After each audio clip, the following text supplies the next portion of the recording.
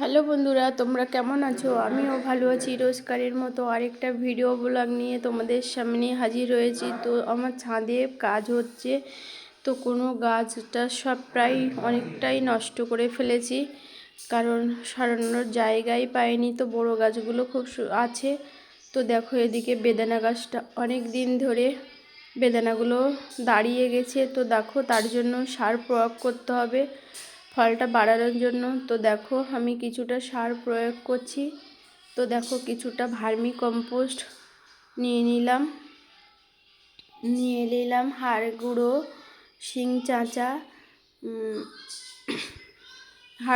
শিং চাঁচা, ওর নিম, সরিষার খোল, তো বাদাম খোল মিক্সড করা আছে। তো এর মধ্যে আবার অল্প পরিমাণ নিম খোল দিয়ে দিচ্ছি, যাতে গাছগুলো এই সময় খুব পোকার আক্রমণ হচ্ছে। তো পোকা যদি কম লাগে তো এমনি কীটনাশক স্প্রে করতে হবে। তো দেখি, তো এর মধ্যে দেখো বেশ কিছুটা পরিমাণ সুফলা নিয়ে নিলাম অল্প পরিমাণে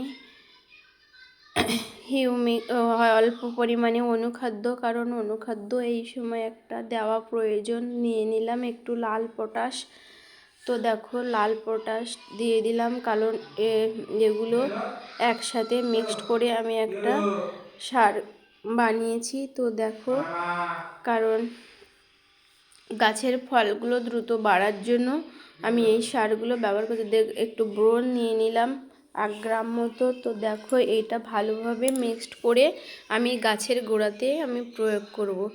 তো এই সারটা আমার বেশ আরও অনেক দিন আগেই দিতে হতো, কিন্তু আমি দিতে পারছিলাম না, কারণ ছাদে কোনো জায়গাই ছিল না যে কাজ করব কি করব। তো দেখো, এদিকে দেখো, কদিন আগে বেশ অনেক শিলাবৃষ্টি হয়ে গেছে। তো শিলাবৃষ্টির কারণে প্রচুর ফল ক্ষতি হয়েছে। তো বেদানা গাছে দেখছি এখনও 3টে বেদানা, কিন্তু ফুলগুলো সব আর বাদবাকি ফুল ঝরে গেছে।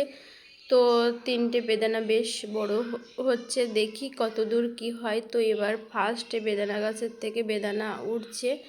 তো দেখো, এদিকে আমি চারি সাইড খুঁড়ে সুন্দরভাবে আমি সারটা প্রয়োগ করছি। তো দেখো, এক সাইডে করে আমি আরেক সাইডে আমি দিয়ে দিলাম। তো বন্ধুরা, তোমরাও এইভাবে সারটা প্রয়োগ করো যদি তোমাদের গাছ থাকে। তো দেখো, আমার গাছে আমি এইরকম ট্রিটমেন্ট করছি।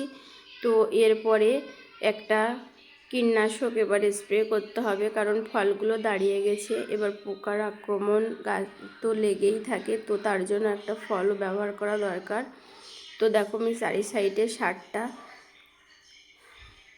ছড়িয়ে দিলাম। তো বন্ধুরা, ভিডিওটা কেমন লাগলো জানিও। ভিডিওটা ভালো লাগলে লাইক কমেন্ট শেয়ার করে পাশে থেকো। যারা নতুন বন্ধু আছে চ্যানেলটা সাবস্ক্রাইব করতে ভুলো না। তো আমার বেদানা দুটো দেখো বেশ বড় হয়ে উঠেছে, আর এ পাশে একটা। আর যেগুলো স্ত্রী ফুল ছিল সবগুলো শিলাবৃষ্টির কারণে সব ঝরে পড়ে গেছে। তো আরও অনেক সমস্যা হয়েছে প্রচুর ছাদ বাগানে। তো ফাইনালি আমি গাছে জল দিয়ে দিলাম।